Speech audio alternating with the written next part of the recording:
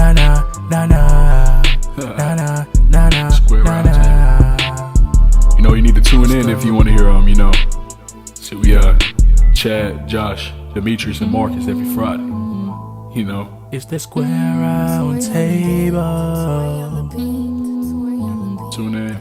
It's the Square Round Table podcast. Tune in every Friday. Let's have a blast. I know at work you had a long day. Just relax and tune in. Make sure you tune in weekly, every Friday. MajorsOnMusic.com. We also tune on Spotify, iHeartRadio, and YouTube. So yeah. Hey, what's going on, my freaks and geeks? This is the Square Round Table podcast. I really want to thank all of you guys for coming out tonight. This will be our second podcast of 2021. And yes, guys, we have a very, very special guest with us tonight. We have voice actress and artist Rebeka Thomas. Let's give it up, guys. Hey. Woo! Hello. Thank you. Definitely. So what's going on with you, Rebeka? How have things been going, especially since the pandemic? How you been holding up? It's for everyone, it's been tough. Everyone's had like their ups and downs, and for me it's been in some aspects, it's been like, oh, really great, because this past year actually has been probably the busiest for me in terms of like voice acting stuff. Oh, wow. Yeah, but then it's also been the slowest in terms of like life and friends and fun and everything else. No, you said right here, fun. Fun. Yeah. So, so what is that? Right. Yeah, so it's it's a trade-off, I guess. But yeah, looking forward to like what this next year is going to be, and now that we've had like a year of experience with the quarantine and everything, is like, we all now. OGs now. Yeah, now we can figure out. We have ways to have it work in our favor. We can run with it instead of just being bummed all the time. We can be bummed some of the time, but now it's like, okay, we gotta. You're just give yourself bomb. give yourself about 15 minutes a day to be upset. Then you just gotta move it forward. That's all the time you need. But yeah, it's been kind of the same for us over here. It's like I'm blessed enough to be able to talk to my friends, because these guys are my homies, and I get to talk to them at least once a week, so we have a reason to talk to each other. But yeah, that's awesome. That makes it sound so bad. Like we have a reason to talk to each other. It's okay, guys. Are you ready to do the friend thing? I guess. Right. Are you ready to be friends today? We signed a contract. We have to be here every week. Right, but other than that, it's kind of the same thing. Like I tell every guest that comes on here, like the one thing I miss the most is it's two things: is going to the movies and going to restaurants all the time. Like two things that I didn't really care that much about before the pandemic hit. Yeah, I feel that. I wasn't ever too much of a big moviegoer, but for me it was like conventions. That's my thing that I've been missing in the past year. Is I would go to traveling and doing conventions and stuff with my friends, and that we would just be like watching, like, okay, and now it's canceled. Oh, that one's canceled. Oh, okay. Look, I was finna buy my my MomoCon ticket. And the day I was gonna buy them, I went on the website and it was like, yeah, we've been canceled till further notice. It's been pushed back a year. Then it was pushed back a year to we might just do it virtually. So I was like, well, it's like there goes the fun in that. So But yeah, I've been able to like just find other things to do, to like keep busy, keep entertained. It's actually been pretty nice just to have other like avenues to like explore and try out, like like cooking or even like restaurants are still doing like takeout and stuff. So like going and trying different restaurants around the area and stuff like that. So it's not, not all is lost. No, not all is lost, definitely. So you talked about cooking. Like, so what, what's your favorite thing to cook? Gosh, right now it's, I've been making lots of pasta. Really? Okay. Yeah, they have these, they make now, different kinds of noodles that are made with like instead of like flour, which it's usually made of, they make it out of like different like beans and stuff to get like extra protein in your Oh wow. in your pasta, or if you're like gluten free or something. It's just like an alternative, and it's been pretty cool. And then just like just I've been kind of like taking the easy route and just like buying cans of tomato sauce and stuff.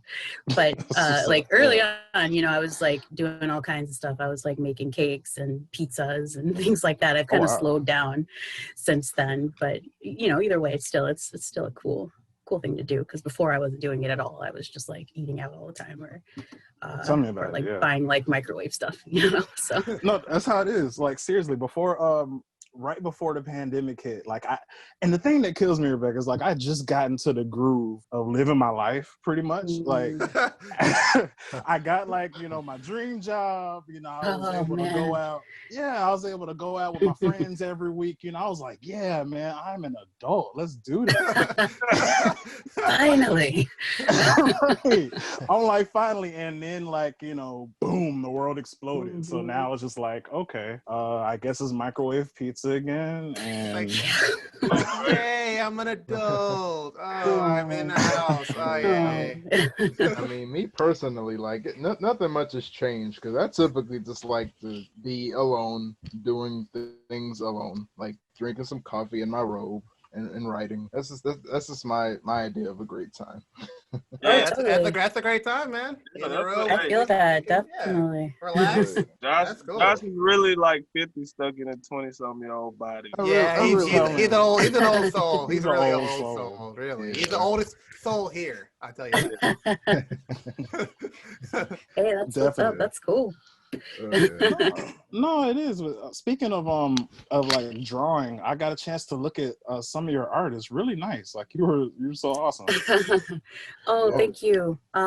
Yeah. So funny enough, like I'm voice acting now, but when I was younger, I was originally like doing a whole lot of drawing, like. Ever since I could like I could hold a crayon or whatever, I was always drawing stuff, and that's kind of like the trajectory that people thought I was going to follow was becoming an artist. I got into anime and manga and stuff like probably like around middle school, high school age, and I like bought all the like how to draw manga books and like bought the Copic markers and got the tablet, and I was just like always just like drawing stuff all the time, and for now it's kind of more like a hobby or just something I do every now and then, because it kind of got to the point where I was like, I like doing this, but I also kind of don't. I don't know. I'm the kind of person where I'm just like, I love just like trying all kinds of different things. So I'll just like circle around from like, art to voice acting to cooking to sewing to gardening to, just like stuff all the time. So right now I'm on the voice acting part of this like Ferris wheel of interest. So, there's nothing wrong with that. That's gonna be multifaceted. Like there's nothing wrong with that. Yeah, being open to trying new things. That's nothing wrong with that at all. Yeah, I enjoy it. It's good for me because I just naturally kind of bounce around from thing to thing to thing. So really the challenge is just like getting it to all work together, where it's not like one thing is like overwhelming or another thing is just like taking up too much of my time when I could be like doing something else. No, I completely understand. And another part of it, at least for me, is like when you have something like, I know you like, your art and gardening and voice acting, I think at some point it's kind of hard to do, but you never want stuff to feel like a job, Mm-hmm. You want to still have that thing that made you fall in love with it. So I can understand bouncing around from thing to thing to thing. I get it. So yeah, there's nothing wrong with that. But speaking of voice acting, I just wanted to know like what led you to it, and was it like because a lot of people want to do it and they think they can do it. Like, was it tough for you getting into that industry?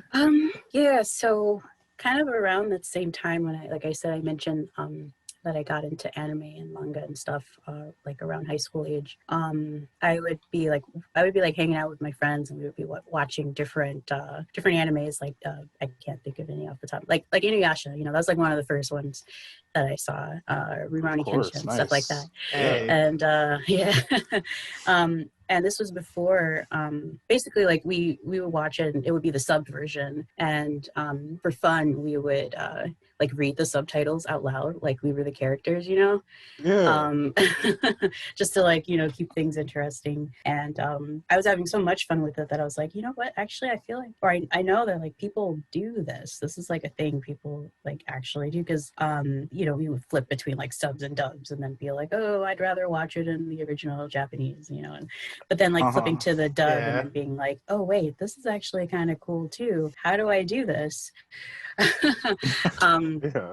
So, and I also did a little bit of acting in middle school and stuff, like school plays and stuff like that, so it kind of like bled into like, okay, well, I like doing this stage acting, and then there's this whole voice acting thing, which seems even cooler because I am so into anime right now. So yeah, anyway, I started researching how to get into voice acting. I found different message boards and websites that were talking about, how to get started. Mostly just like from like a very like beginner amateur standpoint, just like, here, get yourself a microphone. Here's a recording program. It was like really silly, basic stuff. Just like, gosh, I had like this little like Logitech microphone, the kind that's just like a little stick, and sound recorder from like, Windows 95 or something, just like, or 98. It was not that old. And it just, and like just literally started from there, and just was like making up scripts and just reading and saying random things all the time. And it's a little controversial nowadays, but people would do like fan dubs, like take little clips from different animes and shows and stuff, and like go through the whole like process of writing the script, and so it can match the mouth flaps. And then you have people who were mixing, and just like these really, it was just really cool to have all these people who were like interested in these different things and bringing it together in a like it's very DIY. Super DIY projects, and it was cool. So doing that for a good number of years, just like throughout my high school days, is I had decided that when I was going to go to college, because again, like I said before, people thought I was going to do art, and I was like, you know what, I think I want to do acting. I want to go study theater. So I wound up going to school to study acting, and I got my theater degree. Nice. Yeah. Like, I'm a theater geek, so I'm there. There you go. I'm there with you. Nice. Yeah. And it was. And I took art classes while I was there too, so but yeah, I just mostly focused on doing acting, and I was really into figuring out how to do voice acting. They didn't have like a voice acting program or a major, in school. So what I wound up doing was I took classes in the radio department, where they taught, like voice and how to like. It was really basic stuff for like the classes that I took, but it was just like how to speak and project clearly for radio as opposed to like speaking for stage or film, which is they're slightly different. That's smart. Yeah, and funny enough, like I think there were enough people when I was in college that were like interested in doing voiceover that by the time I graduated is when they had started putting together a voiceover curriculum, and I was like, really? Right. Oh, man. Right when I leave, you gotta right put when stuff I all want. these people in this radio class. Let's just.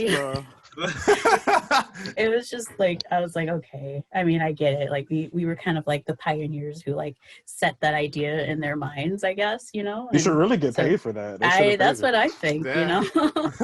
But at this point, it's just like, okay, well, if other people can benefit from that, then cool. But yeah, so on from college, I started looking for agents, and so this is when we're kind of entering like the more professional side of things. I was still doing like the more independent, indie, amateur projects. I don't like using that word, but that's how people referred to it at the time. And using the experience that I gained from doing that stuff along with stuff from school, to feel more confident in going and getting a demo made. And so I started out doing commercial work, which a lot of voice actors will tell you is the bread and butter of voice acting. You know, like that's how you make your how you make your money. Like, because you do one commercial and if they continue it for years and years, you get royalties, you get residuals, and it just keeps paying itself over and over and over. That's for crazy. your 20 minutes in the booth, which it's not something I've done recently. I'd like to kind of branch back out into that. But yeah, I did commercial work. I'm from Chicago, so I was originally in Chicago with my agent, and we would just like do commercial stuff. There wasn't really any animation or video game stuff in Chicago. And so my ultimate goal, was to get out to LA, because that's where all the anime stuff was, and all fun stuff. So yeah, I had no idea how I was going to do it, because I was just like working, like a regular part-time job in retail, and how the hell am I going to, make my dreams come true on a half part-time retail check, But fortunately, this really nicely timed opportunity came along. So one of my friends who is a voice actor, they needed a roommate in LA because their current one was leaving, and I'm sitting in Chicago with my part-time job, and I'm just like, I got nothing to lose, Let's make this move. And so I just like packed up all my stuff and drove out to LA. It was really sudden. It was like I had a month, and I told my family, and I was like, okay guys, I'm leaving, bye. And it was a little like, what, but since I've been here about like 5 or 6 years now.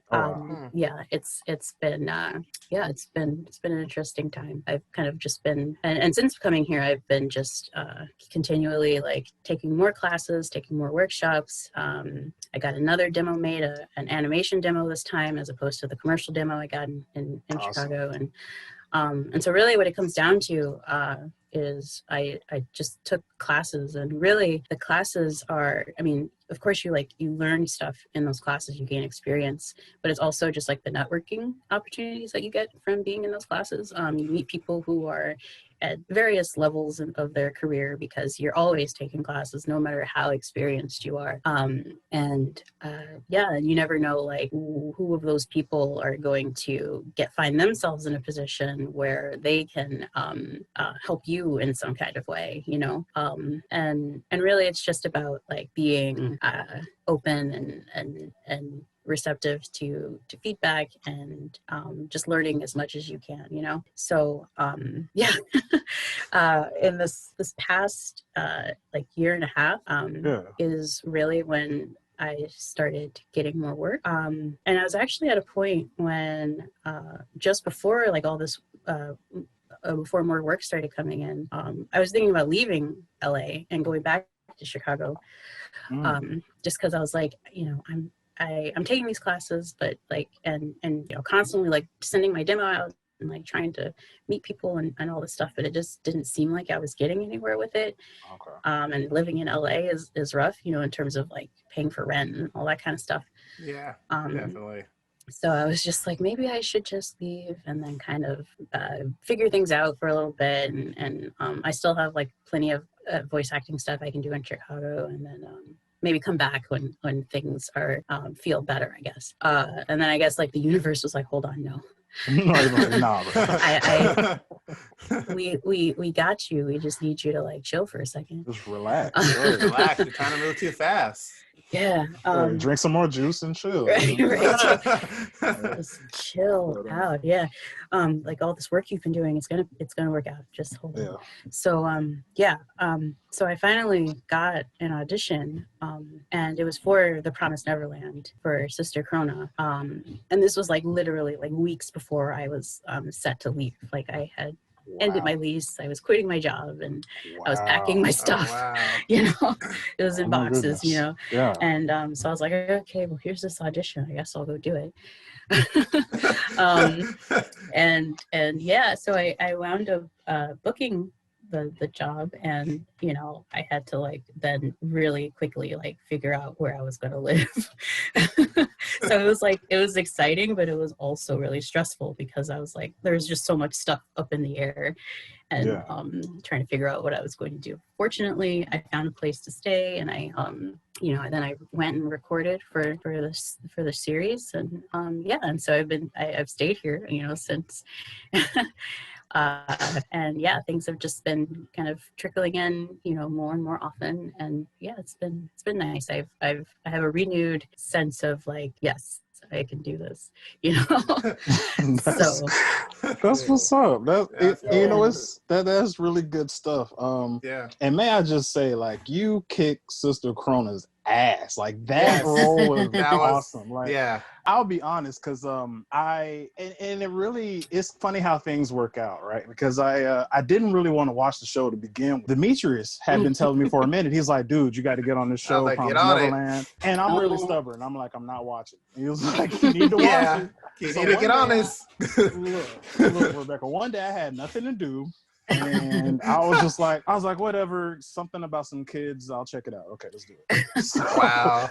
So I sat and watched it, and the two characters that stuck out to me the most, that I absolutely fell in love with, was Sister Krona and I'm blanking on his name right. And Ray, Sister Krona and Ray. So and we were in the middle of doing the podcast then. And I, like I said, absolutely fell in love with the show. I was like, I got to find out who these people are. So, and the crazy part was, out of the whole cast, I hit you up and I hit Laura up, and we were able to get you guys on the show. And it's just crazy, you know, how that was able to happen, man. But yeah, you guys, you know, that was number one. The writing on the show is amazing. Like I love how it's like a kind of like a horror-esque kind of show, and but you guys really brought it for the dub. Like you guys did. Yeah, definitely. Yeah, you guys did a great job. But yeah, Rebecca, how important is a demo tape? Like and I say that to say, like, how was the process of you getting, what was the process of you getting the I would think it's like an email or something, because I would think getting the part for Clone is a bit of a process. Yeah. So in general, when you're trying to get on like the roster for either an agent or a casting director, you will typically send them your demo. And there's so many different ways you can like do all of this. You know, there's like no one way, but in terms of like a demo, yes, it's highly advised that you have a demo, because it shows your range in terms of your vocal quality, like, you know, if you can do high voices, low voices, but also just the types of characters you play, the different types of moods, the different scenes, you just want to show a variety of what you can do. And it also kind of shows that you're a serious professional, that you're, you know, willing and able to put forth the effort to get a demo produced. So yeah, getting the role or the audition, The Promised Neverland was recorded with Bang Zoom, and they're really like open, I guess, about like trying to help aspiring actors learn as much as they can. And so they're the ones who I took lots of workshops with, and I've taken workshops with all kinds of different classes and teachers and studios and stuff, but I've taken a lot with Bang Zoom. And actually they had part of the I guess how it worked out for me anyway, and some other people, was they had what they called the open auditions, that they would host at, it was usually at Anime Expo in LA, but they also did one at Anime Central in Chicago. And the year before they did Promise Neverland, I was in Chicago and I was at ACEN, Anime Central. Like I was visiting friends and family, and then I would also like go to the convention. And so I was there and they were doing the open audition, and then I was originally not planning to or I wasn't thinking about doing the open audition, but I saw someone there and who I knew from LA and who was working with them. And she was like, you need to do this open audition. And I was like, okay, you know. so anyway, I did the open audition. And it's kind of like a contest, you know, where it's like we'll filter out like a couple of people for round one, and then we'll have the finals, and then like the champion, you know, of dubbing at the end of the weekend. Like you win, and they would fly out the person to LA, and they would get to have like a little small role in some anime. So I didn't win. I wasn't trying to, but it was mostly just about going and getting the exposure, you know, being seen by the casting director. And so after that, when I got back home to LA, I don't know how much time passed, maybe like a month or two. I got an email because I had been emailing Mami Okada, who's the casting director at Bang Zoom, and she sent me an email. I was like, oh my gosh, I'm so glad that you auditioned at the open auditions. I have something for you that I want you to read for. And so that's kind of the extra little push that helped me get in the door, you know. And so since then, that I've been getting more and more auditions. So I started getting like a couple here and there, and then by the end of the year, that's when I got the Sister Krona audition. That's awesome. Yeah. That's really cool. So yeah, it really just it comes down to you have the demo, and that just kind of shows your range and your seriousness as an actor, and then from there it's mostly just kind of like, I don't want to say luck, but it kind of is, you know. It's just like being in the right place at the right time, having being on someone's mind, because sometimes even if you're really good, there are hundreds, thousands of really good people, and sometimes it's just, oh, I forgot that one person existed, let me contact them, or you just have to like remind them somehow. So yeah, that was kind of the story of getting that particular audition. So basically networking is kind of like, I won't say it's the biggest part of it, but it's certainly a major point of working in that industry. Yeah, totally. If you've got because for me, I'm also like a super like introverted, like, you know, I keep to myself most of the time kind of person. So it's been so, you know, wanting to like break out into a field like acting, it's like, what, you know, it requires just like having to put yourself out there. I mean, like acting is one thing, like that's, I think part of it is like, well, I don't have to be myself, you know, so to speak. I'm like being this other character, so it's easier to like be super expressive and open and stuff. But then when it comes to like actually having to like, network and show people who I am, you know, right. and letting them know that I'm available and good and trustworthy and all that kind of stuff. It's a little more challenging. So for some people, you know, the process is a little longer, like how it was for me. It took me like 4 or 5 years before, since coming to LA, since I, you know, when I first got like that role in particular. And then, you know, there are some other people who like a year or two in, you know, and that's just like from your, like I said, it's part luck, and then also part, like meeting the right people and getting into like different circles and stuff, and being like a dependable, respectable person. Right, being somebody that people want to work with and stuff like that. Yeah, being a good person. Yeah. Yeah, be a good person. Yeah, rule number one to get in the voice acting community. Be a good person. Second rule, hydrate. Yes. Right, exactly. But yeah, Rebeka, along on your on your website, what I also saw along with your demo tapes, I saw something on the bottom that said you're SAG nominated. What's a SAG? Oh, it's SAG eligible. SAG eligible, yeah. And SAG is the Screen Actors Guild. That's the union. Okay. If you hear people talking about the union, they're talking about SAG. And basically that's, and what it means to be SAG eligible is that I I'm not a member of the union, but I could become one if I decide to, you know, join and pay the initiation fee and all of that stuff.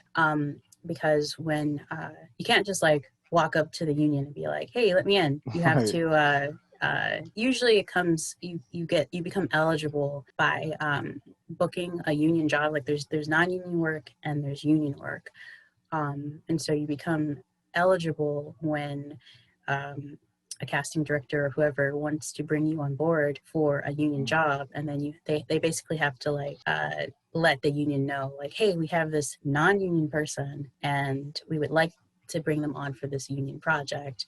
We're going to you know, grant them the access to this, you know, to this union job. And so once you have like, it's kind of like your first foot in the door. And so once you have that foot in the door, that's what makes you eligible to join at a later time. So yeah, that's and that's usually people put that kind of thing on their resume just to let agents and casting directors know that, like, you know, hey, I can do this, the union work too. You don't have to, because it's kind of like a little bit of a process, you know, so you just let them know that you're basically like, I can make your job a little easier for you. You don't have to like go through the whole like, she's good, can we have her in the union, in this union project, please? Like, no, it's all good. She's already been approved. We got it. You know, so yeah, it's just to let people know.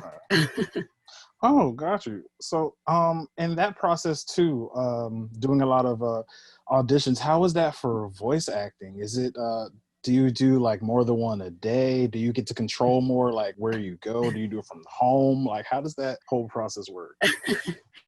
Yeah, so right now for me, like some people, they get like tens, you know, lots of like several auditions a day.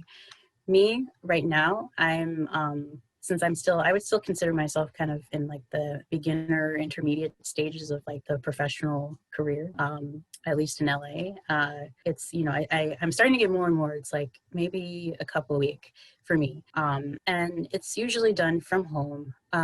Before like all this quarantine stuff, it's just easier to record your auditions from home. And sometimes they would, depending on the project, they would ask you to come into their professional studio and record you because they want to hear you on the professional equipment. And then also they can direct you if they need to. So that's what they did for Promised Neverland. They had me, I recorded the initial audition from home, and then I got a call back, and that's when they asked me to come into the studio to do like kind of like a practice run to see how I sounded on the, you know, on the real thing, basically. Yeah, so so that's kind of how it is now, is we're doing everything from home. A lot of people have had to get, you know, all their professional equipment. They, you know, they had to like scramble to like buy professional mics and get like find like a little a corner or closet somewhere to like set up like a makeshift booth and stuff like that. And yeah, so that was a big to do. was getting that, because before you could just record an audition, since it wasn't you know, you weren't using that same microphone to do the actual project. You could just kind of record it on anything that sounded decent enough. But now, yeah, so many of us have had to kind of really upgrade our gear. So it is kind of costly a little bit. Yeah. For me, it was basically I told people I basically took out like a small loan to like to set up. I mean, not really. I just like use credit cards and stuff, but to like buy all these different. I bought a new mic. I bought a new computer because my old one was not powerful enough to like run all the stuff. To buy a preamp interface box thing, you know, like the dials that like raise and lower the gain on your mic. And before I was using like USB mic, and so now I got this XLR mic, you know. And I bought like I basically like built a booth. Yeah, out of like a really like you know, really basic thing, but it was like I went to the hardware store and bought because I saw this video on YouTube on how to make a this goes back to my my DIY. I like to do everything. personality trait that I mentioned before. So I like went and I bought all this stuff, these PVC pipes that, you know, you use in like plumbing or whatever, and like cut them and like measured out all this stuff and like built this like box and then covered them with these moving blankets, you know, that you use to like pad you know, fragile things when you're moving. Right. And those Like are really good heavy. because they're heavy, they're thick, and they don't it's not soundproof, you know, where it's not like if I yell on the inside of it, you're not going to hear me. You are going to hear me, but it's mostly for preventing like echo and like just like general sounds that you don't want. Like it's mostly just for echo, I guess. And I built it inside the garage because that was the only place where I live that had space for it. So yeah, it was costly. It was required a lot of effort. I'll say it was labor intensive. Yes, it was labor intensive. Basically, we don't use the blankets anymore. Well, I mean, I still do. For now, a lot of people, like, they wound up just like buying like actual booths. Like there are these different companies that you know, they'll like build like the main pieces of this like booth, you know, made out of like actual wood and insulation and stuff, and then you can just like set it up. Like you might have someone help you, but that stuff ranges in like the thousands of dollars.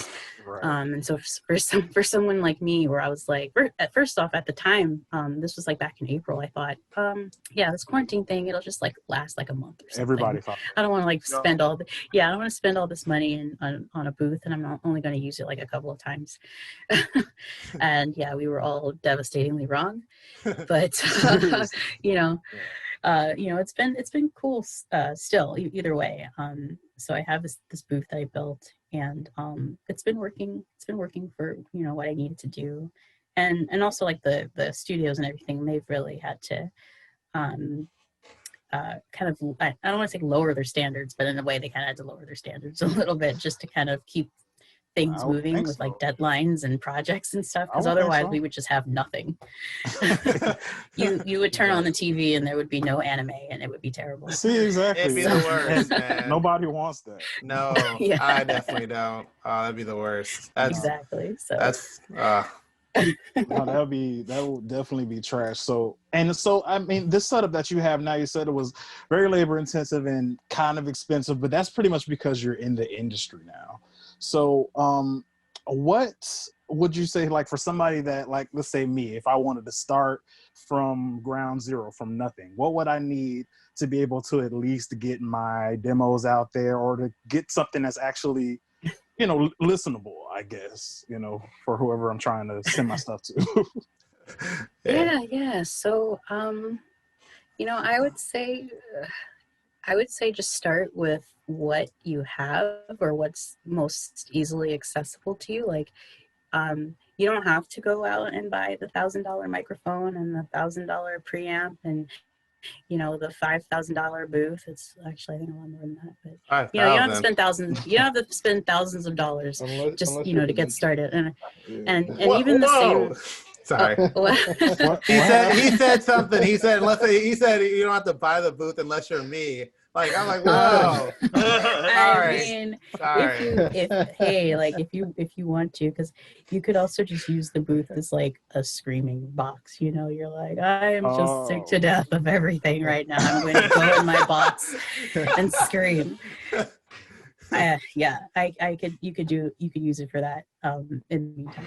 But no, but yeah, if you want to just like getting started in like the very, very early stages, just use what you have. You don't have to spend too much money. There are lots of mics nowadays that are really high quality, that, you know, you don't have to spend a whole lot. You can spend maybe like, I don't know, $100 on a USB mic or something, and it's, you know, it's pretty plug and play. You just plug it in, you just work with it. You don't have to know too much like engineering technical stuff. There are free recording programs. Audacity, that's what I use because it's free and it's easy enough to use. So yeah, you would just have something like that. And nowadays there's so much.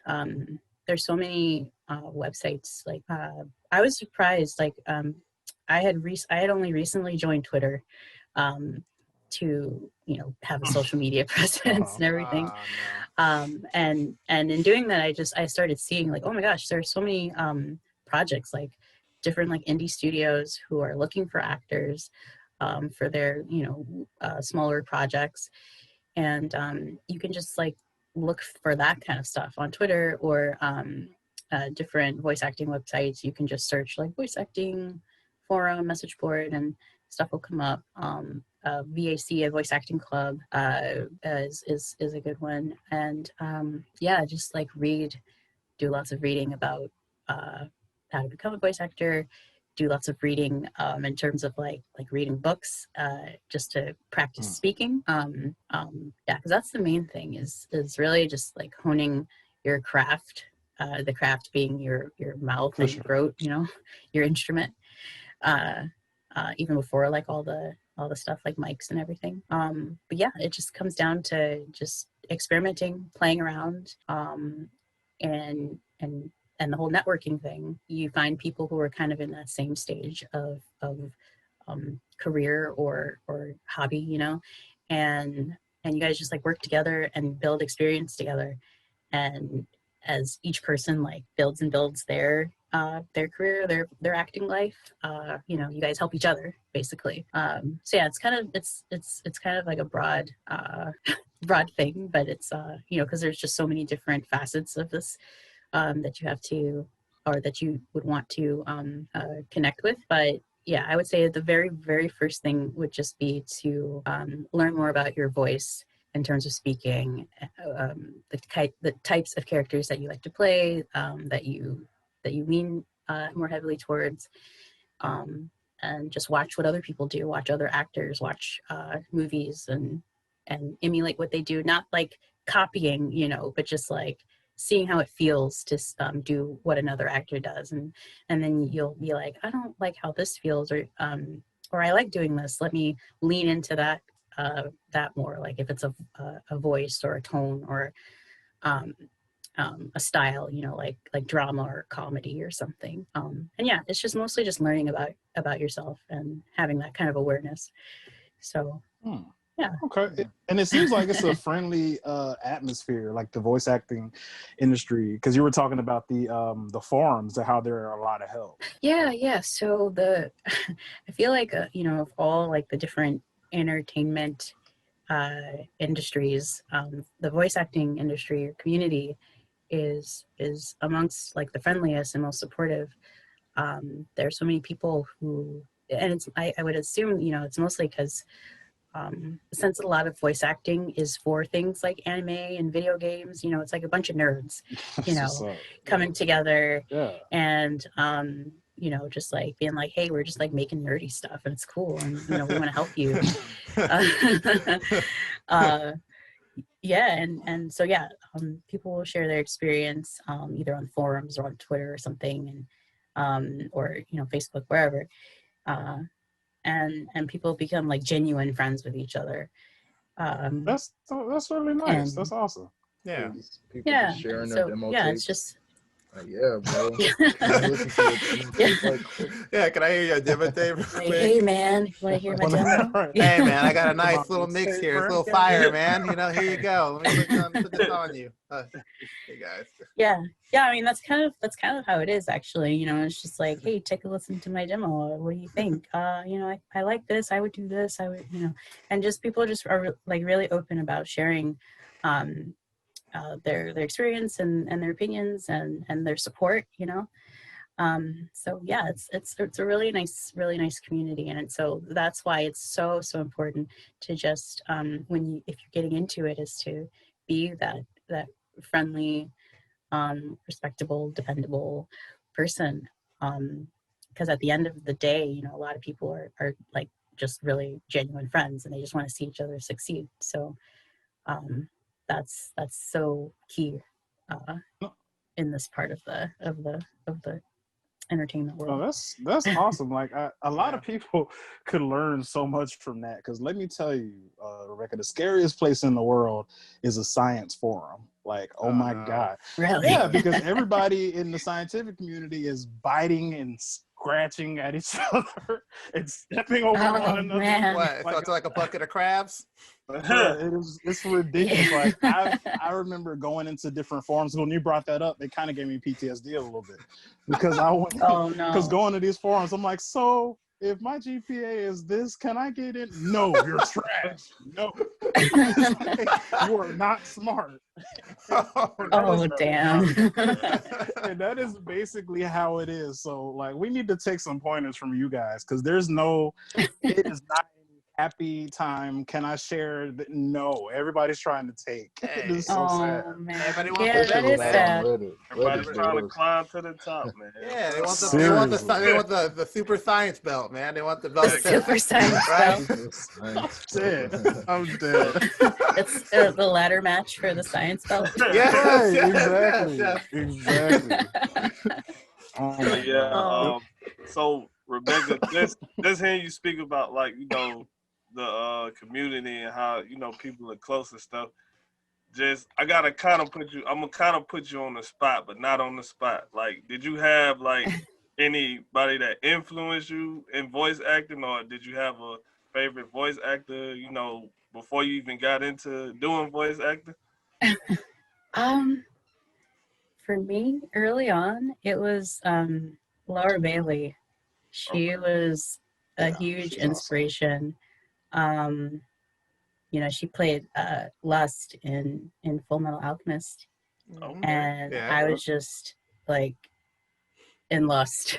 That's what I'm saying. Like, that's my girl right there. Yeah. I was like, oh my god, this is phenomenal.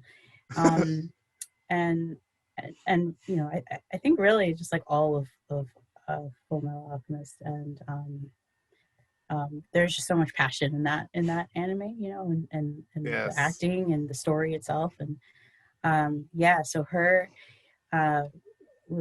she was a super big inspiration in terms of like pursuing this as a career, and at this point, it sounds like really corny, but it's like literally everyone is my inspiration right now, just because there's so much that a lot of us have had to go through, and a lot of the people, like when I got interested in voice acting back in high school, pretty much like almost everybody that I know from years and years ago are all like doing professional work in anime and in video games and stuff, and it's just really like heartwarming, to see like, oh, we started out as like little children and now look at us, we're like, we're grown anime adults, and it's good. Yes. So yeah. That's good stuff. Yeah, we love to see it. We were actually when we had Laura on the podcast, Laura Stahl, not too long ago, we were talking about just because a lot of what we do here, Square Roundtable, we're big on representation. We love to see it, man. It's really cool that you guys, you're out here representing, for African American women and like anime. Like, that is so awesome, man. Yeah, we're totally proud of y'all, killing it out there. Thank you. Yeah, it's been a journey.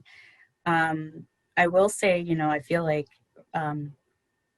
being a Black woman, a person of color, has been a little bit, maybe even a lot of it, of a hurdle in terms of like getting out there. Because unfortunately, there's and it's not even like a malicious thing, it's just so ingrained in the psyche of our culture that and with, like, as it relates to voice acting anyway, that Black people don't do certain things, or if they do, then it's like, what? Right. Yeah. So I would say that unfortunately I have a feeling that it's like it took me as long as it did to get to this point, just because there was a little bit of an unconscious bias that like we only want to hire, if we need a Black person, we'll call them to be like the Black person. And so like right now, what we're, you know, a lot of us are trying to do is let people know that we can be, you know, anything. We can do any kind of role. You know, we don't have to, you know, just be the Black character. I mean, that's great. That's like a whole other conversation, you know, about like having just more dark-skinned characters and stuff in general. But in the meantime, while we're still kind of working on that thing that, you know, we don't have as much control over, you know, we're trying to let people know like, hey, we can do all these other roles too. So yeah, people like Laura, Zeno Robinson, and Anaris Quinones, you know, there are so many of us now that are really starting to push against that that wall, that stereotype, you know, that we can only do one kind of thing. And people are seeing it, and people are loving it. You know, like it doesn't come without you know, its own like backlash or drama or whatever, which is, you know, to be expected. But in the long run, you know, it's good for everyone to see that kind of representation. And funny enough, like it wasn't something that I was, you know, personally thinking about as I was pursuing this. For me, it was just kind of like, I'm Rebeka and I like anime and I want to be in anime, you know? Yeah. But then kind of like having, you know, my eyes opened even more, like, you know, to like, no, this was really like an issue. Like he knew it was an issue, but it didn't like really hit until like it was like so apparent, you know, that it couldn't be ignored. And so now it's kind of like, okay, well now I'm Rebeka and I want to be an anime, and I also want to like show other Black people who are nerds and you know, people who are just kind of have like other kinds of interests that you typically don't think of when you think of a person of color, you know, that hey, I can do this, you can do this, we can all just like do the stuff that we want to do, and we just have to really put our foot forward and show everyone that we're here for that, and that it's okay. It's a valid way to, you know, to live your life. There's no judgment, you know. So yeah. I'm glad to like be able to do that on top of just like, you know, just doing the stuff that I wanted to do anyway. No, that's awesome. Definitely. Just do what you want to do. That's the end of the day, you know. If you whatever you want to do, just do it. Like don't be sitting there like, oh, I can't do that. Like, nah, just do it. Just go. Just go. I mean, start now. Run, you know. The most that can happen is, you know, you failed a couple of times, but you learn from your failure. So yeah, keep pushing. Keep pushing. Yeah, but yeah, exactly. I definitely want to, you know, take my hat off and, you know, give you congratulations for that, because especially when it comes to like animation in any form, like if it's anime or if it's just regular, you know, Saturday morning cartoons or whatever. Oh no! Uh-oh, we lost him. He yeah, went I think a lot of areas. Oh no, his mic is messed it up. Your mic was messed it up, dude. We couldn't hear that. Again? Yeah, we got to start it off from the beginning. Go start from the top. Right, let's go. Take two. Let's go. Right, take it from take two. Let's do it. Okay.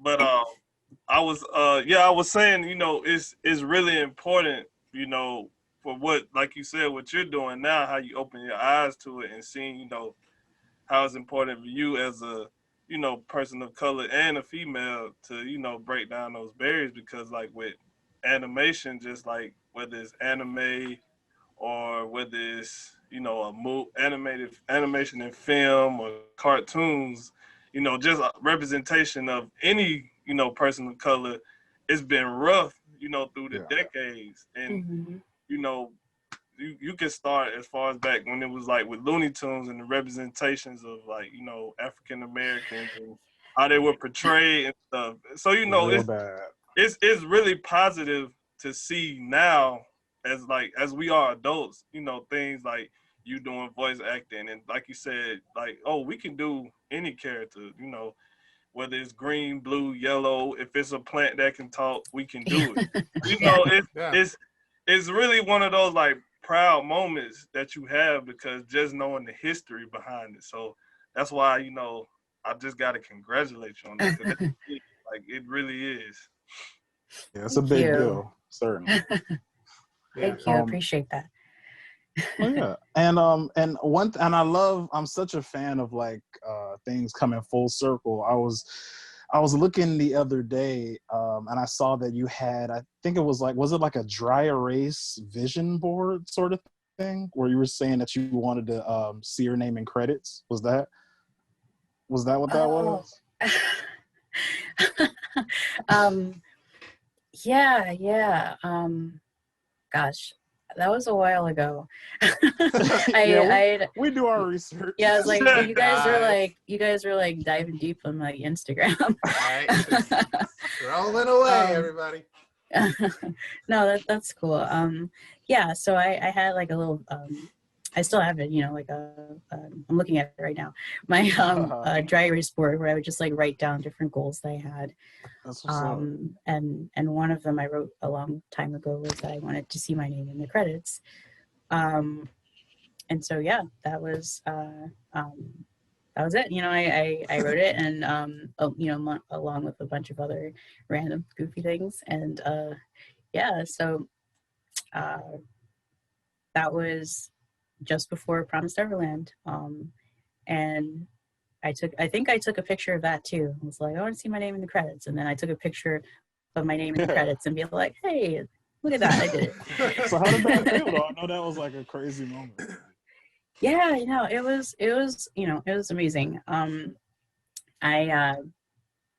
when I got the email that I booked that, it was well, first off, when I was at the I mentioned that I went to a callback session at the studio, and they were telling me like, you know, that they were so excited that they really liked what I did, that they were like, we're pretty sure you booked it, but you just have to wait to get the official email. You know how, and I think I got it like later in that day. But yeah, once I got the official email, I'm pretty sure I might have like cried, like maybe like one tear or something, and I was like tear, the one. Yeah, I was just like, oh, there it is. Yeah. Yeah, no, but I was really happy. I was really excited, and a big part of that happiness and excitement was also just because I had something, not that I like had something to prove necessarily, but I all this time that I've spent out here and working on this, and finally having something to show for it, I was really happy to have that to show to my family, in particular. Awesome. Like my granddad in particular, he was always like, or is, you know, still here, you know, always like cheering me on and being like, and I guess I was fortunate in that sense to have a really supportive family who wanted to see me succeed in something like acting. That's awesome. Yeah. And you know, and it also being kind of funny in that they were like, I thought you were going to do art. You should be doing art, you know, as opposed to like, you should be a doctor. No, like you should be an artist, you know. What is this act, you know? But then, you know, once I was like, no, I'm doing acting, they just kind of like were like, okay, well, you're doing acting. That's awesome. We'll support you. And so, you know, just having all that support and really wanting to be able to pay it back with a success like name and credits, you know, was really meaningful. And yeah, so that was a big part of it.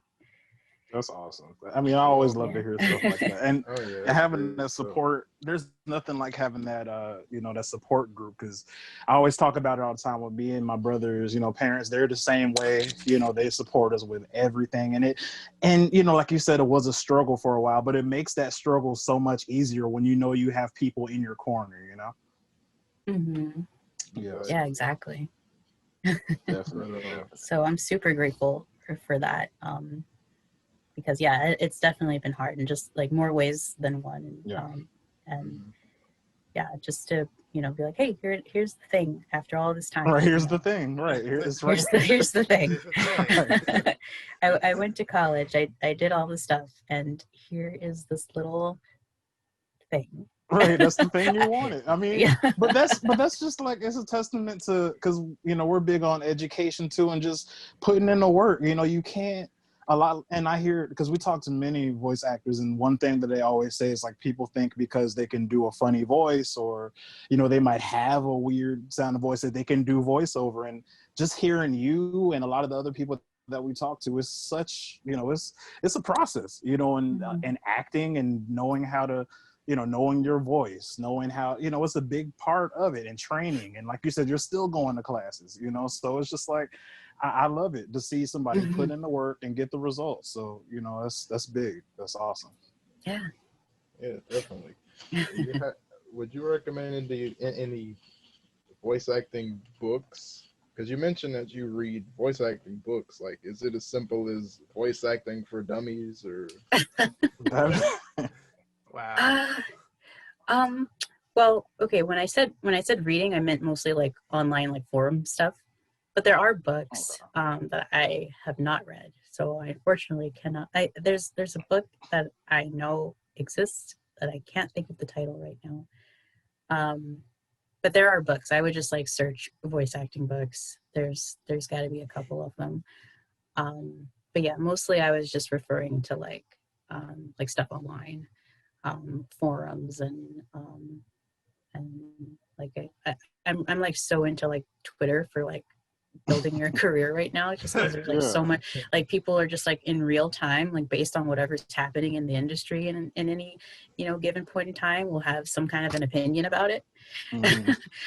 So it's just good to like follow other voice actors and see what they're talking about. So I think that's just as good. No, certainly. There's like a lot of, like I said, a lot of material out there, but I definitely think I can attest to that, because even though, on my side of the fence, everybody's kind of mean, but you still learn you still learn a lot of information from those forums. But one thing I wanted to ask, like when Promised Neverland came out on Netflix, did you just like find any kind of reason just to flip on the Netflix, like, hey guys, we got nothing else to watch, might as well? Like, did you flex on folks a little bit, just a little tiny bit? I know you had. So I feel like that was my mom. My mom did all the flexing for me.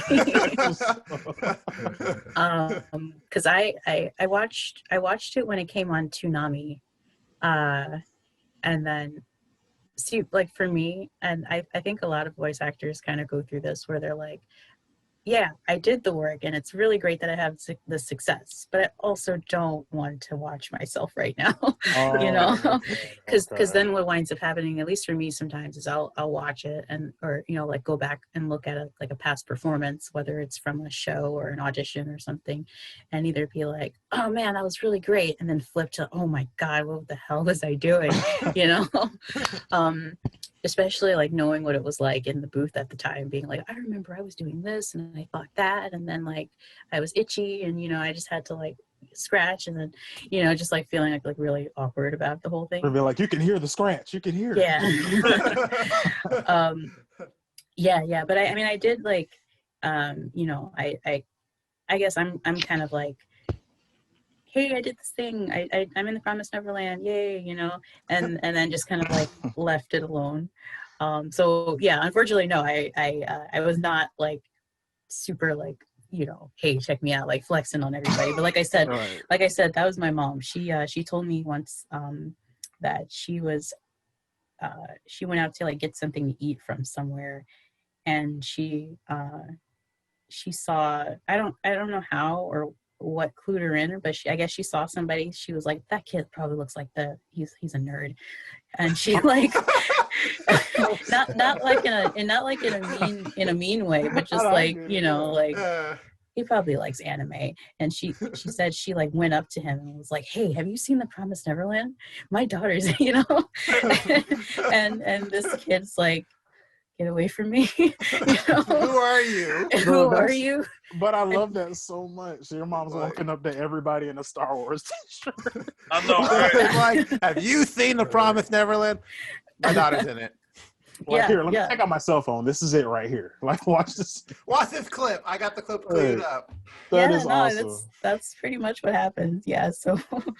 I didn't have to do anything. Everyone else was sharing it for me. Well, like I said, that's awesome. That's what it's all about. Just having that support system. Like you said, you didn't have to do all the flexing, and that, of course, that's what moms do. So right. How could you expect anything else? Like so that's just all good stuff. I'm really, really, really happy to hear it. Yeah. And we talked about a lot of good stuff tonight. But one of the last things I wanted to ask you was just like, for anybody that's kind of coming up in industry, or anybody that wants to do what you're doing, regardless if it's an anime or they want to do narration or anything in voice acting, like what advice would you give them? I would say the first piece of advice is to understand that it's a process, that there's not one road to success. You also don't even have to want to become successful, in the sense of like, being in like big TV shows and video games and stuff. You can keep it as like a smaller hobby, or just like something you do kind of in your spare time, I guess. Yeah. But so that's kind of like the main thing, is that we don't have to rush the progress that we feel like we should be making at any point in time, because that will burn you out emotionally, and then you won't even want to do it anymore, and then you'll feel guilty about not wanting to do it, and then that just becomes like a vicious cycle. I know from experience. So yeah, that's the first thing, is just like having the right attitude about pursuing something like this, because it is a lot of work, depending on the level that you want to reach. It can also be really easy, but most of the time it's varying degrees of work. And yeah, so it always just comes back to getting to know yourself, getting to know who you are as an actor. Are you the kind of person who wants to have like a jack of all trades kind of knowledge of the industry, like how to use like different kinds of microphones and equipment, and how to like work with the recording programs on top of like all the acting, or you don't want to have anything to do with that, and just like knowing those kinds of things, and then gaining the knowledge that you need in order to work with that desire that you have for yourself. And yeah, so, and on the acting side of things, I would just say, like I said before, just lots of reading out loud, reading. I would always like on like a box of, I don't know, like a box of cereal or something, just like read like the little like Cheerios, America's favorite cereal, like stuff like that. Right. Or like just read stuff, whatever the stuff is, and just like exercise your voice and how you read things, just so you can hear yourself more, so you can get used to talking more, because you will tire yourself out. Your voice is a muscle. You have to work with it. You have to train it, and understand that aspect of things. And yeah, it's funny, because it's like sometimes it's hard to kind of get back into that beginner mind, which I think is something, as you progress in your career, something is a good thing to be able to do, is to kind of go back into that beginner mind, because once you're in that as a beginner, you're more open to learning, to being like, ooh, what's this? I'm going to try it, this different thing. I'm going to try reading things in this way. I'm going to try learning accents. I'm going to try these different kinds of characters, you know, and just being more exploratory with how you pursue things, and seeing it as more, having more fun with it before it becomes more of like a job, which you can still have fun, you know, with your job, but there's like a different kind of attitude, I guess, that you kind of like flip from, you know, from beginner to professional. Right. So just being able to maintain that sense of wonder and wanting to learn. So yeah, I hope that's, you know, No, that's a good starting point. That sums it up pretty well. Yeah. No, I definitely like that. That's and yeah, for all our listeners and all our viewers out there, that's a good point that I didn't even think of. You know, just keeping that beginner's mind, like we talked about earlier. Keep reminding yourself about why you love this thing. You know, why did I even want to start doing it? Because then, you know, you never want to get to the point where it feels like you're going through the motions or something, because I feel like, you know, you start to lose it at that point. If it's not losing, because of course anything is like, you know, it's like riding a bike, not necessarily losing the talent, but just losing your want to, you know, losing the passion for it. Exactly. Yeah. Exactly. Because you gotta, go ahead. Oh no, I was just gonna say, and that will happen sometimes. Like it'll kind of just feel like you're just going through the motions, which is okay. You know, like you can't always be like, oh boy, you know, like I'm going to voice act. I mean, you can, but sometimes that's just not there. And when that happens, you know, you have to have that foundation of all the experience and the learning that you've done to be able to basically have that the inner wonder that you cultivated, you know, earlier on, and have that push through in spite of, you know, kind of just feeling like, oh, you know, I'm just doing the thing today. It's not a big deal, you know. And then, you know, you can keep going and then kind of rediscover things and try new things. And it's just really coming back to like trying new stuff all the time so that you don't get bored, and then just being okay with it if you do, just knowing that there's always still more stuff to come you can try out later. Definitely. Yeah. And those are all good things though. Definitely. Yeah. But also, like, more on the topic of trying new things, Rebeka, how long have you been vegan? Like, how's that? Here we go. Yeah, so let's see, it's 2021. I guess almost like 4 years now. It's been a while. In the early stages, it was kind of off and on. It was like I went vegetarian, and then I went vegan, and then I went back to vegetarian, and then I like had some ribs or something, you know, and then I was like, you know, and then I fell off the wagon. I fell off, you know, but then, you know, I just like went right back on it. And so I would say, yeah, it's been about 3 or 4 years. And yeah, that's been a whole journey. It was pretty easy for me because I kind of had I come to the realization that I didn't really enjoy too much of the like meat and stuff that I'd been eating growing up. Like it was always just kind of like, well, this is what we eat. This is what's here. This is, you know, just how it is. And then kind of getting into a place where I was like, oh, hey, I don't have to do this.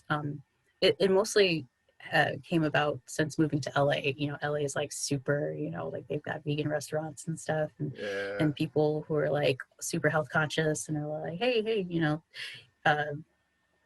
stop eating meat. Right. You know? They just slap the like burgers out your hand out there. Yeah, just slap it. Oh, you don't need that anymore. Get it out of here. Here's the vegan burger. Yeah,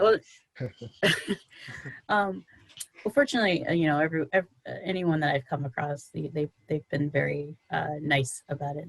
I've never met any kind of like, you know, like the stereotypical militant, you know, vegans like throwing blood on you. Right. Like none of that. You have to cry while you're eating. You can't be happy. It was a very peaceful transition that, you know, it was easy for me. So that's good. Yeah. Well, that's a lot of good stuff, because I mean, you have just to be able to stick to it, because especially, you know, every time the new year comes in, everybody in the world wants to be a vegan or a vegetarian. I'm like, dude, you ate like a whole like cow yesterday. Like, dude, you're not going to be a vegan overnight. So just Can't do it. You know, just to be able to stick to it like that, so, you know, and not give up by like, what is it now? We're in January. By March, you know, go back to McDonald's again. So, you know, that's very awesome.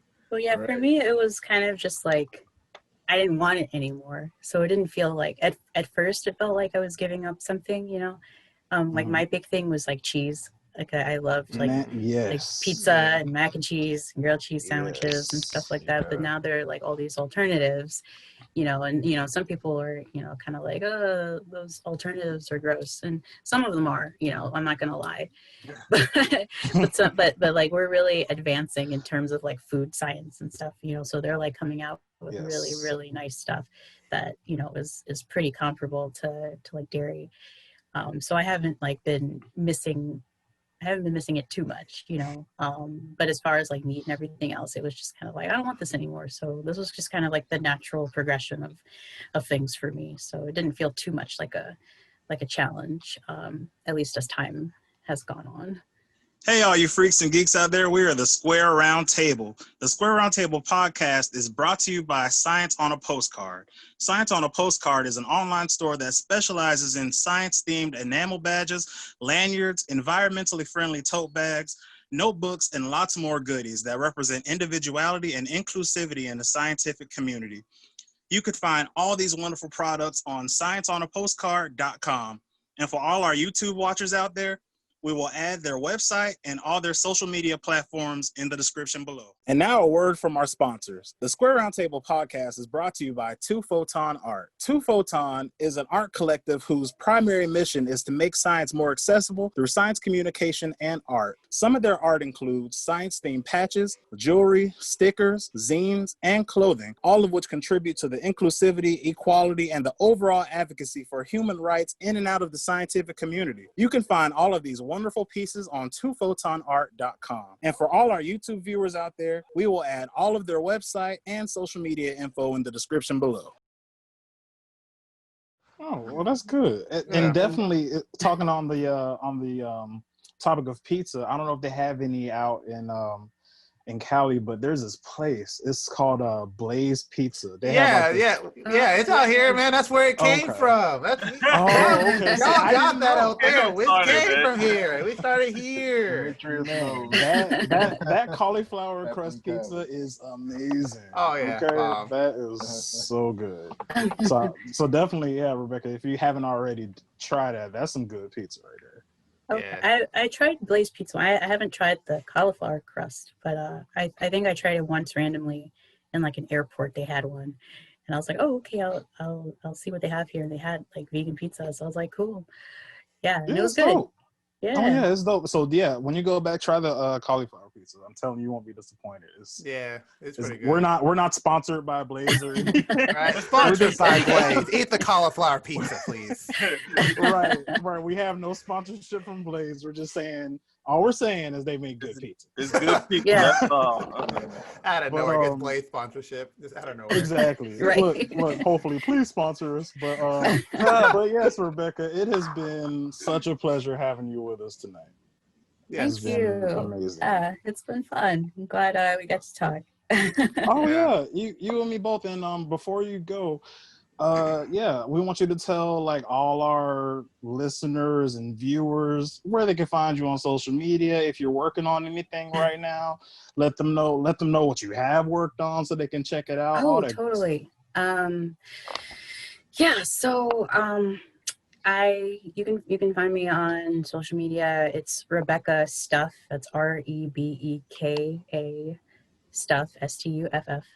On Instagram and Twitter and Facebook. My website's www.rebekathomas.com.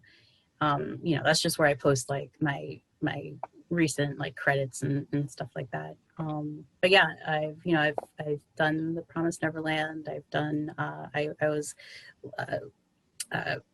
Layla in Fire Emblem. Yeah, Fire Emblem Heroes, and Flora in Carol and Tuesday. Yeah, and I was Visquez in Pokemon Journeys, and that's on Netflix. I think all of those are on Netflix. But yeah, right now I'm working. Oh, one of the most recent things was Rainbow High, which is like this little like toy line that they made little web shorts for on YouTube. Yeah, and I play the teacher of Rainbow High, which is like this fashion high school, and her name is Lou Wright, and she's like, you know, very strict and no nonsense, and you know, so yeah, you can find that on YouTube, and yeah, there will be more stuff to come, you know, whenever it comes, and it's you know, it's always like there's like this thing and that. That's why I'm always like saying like thing, because I can't like say what the thing is, you know. Right. But yeah, so that's some stuff that people can check out. And yeah, just the quickest way to see what I'm up to is probably Twitter. Rebeka stuff. Awesome. And yeah, so for all of our viewers and listeners out there, we will put all of Rebeka's information under our YouTube video in the description below. So yes, guys, as every time, guess what time it is? Shameless promotional. Yes, so we have our shameless promotional. We are the Square Roundtable Podcast, and you can catch us every Friday on MajorzOnMusic.com at 10 a.m. Pacific Time, 12 p.m. Central Time, and at 1 p.m. Eastern Time. And you can catch us on YouTube on Fridays at Square Roundtable Podcast. And if you like the video, like it, obviously, share it. And leave us a comment about what your favorite anime is. Have you seen any of her anime that she's done, or whether it's her Promised Neverland or her Pokemon stuff? So, you know. Oh, and also join our Facebook group and follow us on Twitter. You know, like follow us on Twitter if you want to. It's cool. Instagram. Right, definitely. Check out our mixtape. No. Yeah. You know, we have a nice mixtape. Our demo tapes. We got them. We got it all right here, you know. Definitely. But yeah, guys, all that good stuff. Follow us on our Facebook group. Really anything. Twitter, Instagram, Square Roundtable Podcast. You can find that. Comment below. Let us know what you thought about, you know, any anime, Promised Neverland, anything. Just comment. We like to talk to you guys, so it's always a good time. But yes, guys, so before we head out, I would like everybody, including our wonderful guests, to introduce themselves one more time. And I am your host, Chad Singleton. Dmitri. Marcus. And I'm Rebeka Thomas. And this has been the Square Roundtable. We are out. We out. Peace.